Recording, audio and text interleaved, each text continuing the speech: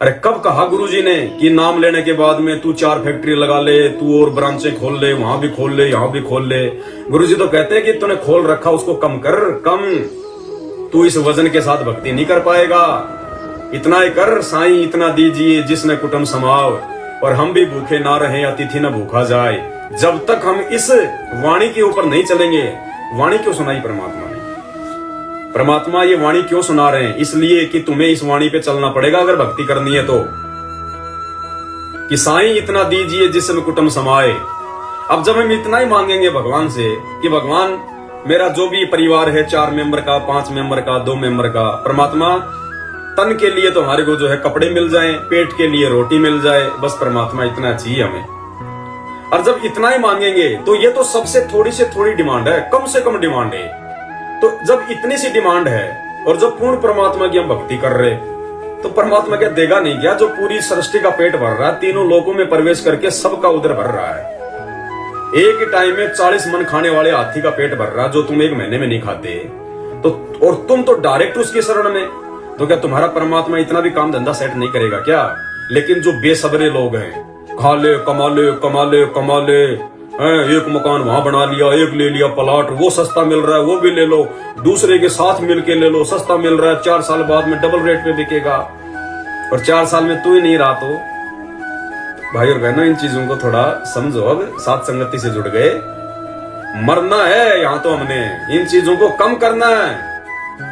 अरे जिसके पास में 4 प्लाट हैं और किसी काम के नहीं है और वो 1 प्लाट में रह रहा है, तो बाकी 3 को बेच दो, वो पैसा भगवान के चरणों में लगाओ, परमात्मा की सेवाओं में लगाओ, वो कुछ काम नहीं आएगा, चूहे बिल बना के रहेंगे उन प्लाटों में। तो हमने तो इस वाणी के अनुसार इस भाव में आना, धीरे धीरे अपनी आवश्यकताओं को, धीरे धीरे अपनी जिज्ञासाओं को, अपनी इच्छाओं को, काम धंधों को समेटना है। और हम बढ़ा रहे हैं और फिर कहते हैं भाई गुरु जी की दया हो रही है, भाई गुरु जी की दया हो रही है, और लास्ट में ऐसी दया हो जाएगी यही भी चूहे बन के घूमोगे। और गुरु जी की दया नहीं हो रही, वो तो तेरी भक्ति का जो प्रतिफल है वो तुझे मिल रहा है। क्यों? और वो मिलता क्यों है? वो सबको क्यों नहीं मिलता? भक्ति तो बहुत करते हैं, सबको क्यों नहीं मिलता? जिसके अंदर उन चीजों की जो प्राप्ति की इच्छा होगी, जो जिस चीज की मन में ज्यादा डिमांड करके भक्ति करेगा, मंत्रों का जाप करेगा, परमात्मा कहते हैं उसको वही मिलेगा। जो अपने मन में अपने आत्म कल्याण के भाव को रख के भक्ति करेगा, आरती करेगा, मंत्र करेगा, तो ये आरती मंत्र भक्ति की जो कमाई है उसी चीज पे लग जाएगी और आपके बल्ले बल्ले कर देगी, आपको सांसारिक इच्छाओं के वजन के नीचे आपको दबा के रख देगी।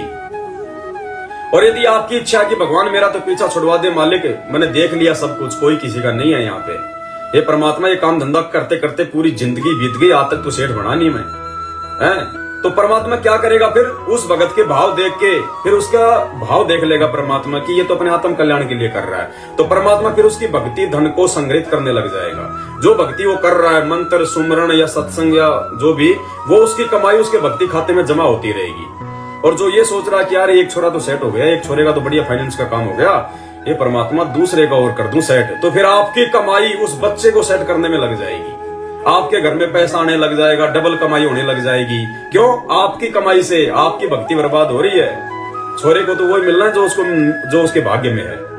आप अपनी भक्ति कमाई क्यों खर्च कर रहे हो भाई? बच्चों को भी लगा दो मालिक के शरण में, और नहीं लग रहे हैं तो फिर उनकी टेंशन छोड़ो।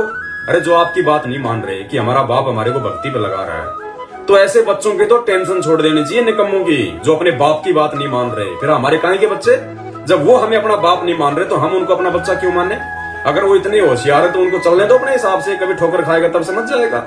हम क्यों मरे? हम क्यों अपना जीवन बर्बाद करें, अपनी भक्ति बर्बाद करें उन निकम्मों के पीछे?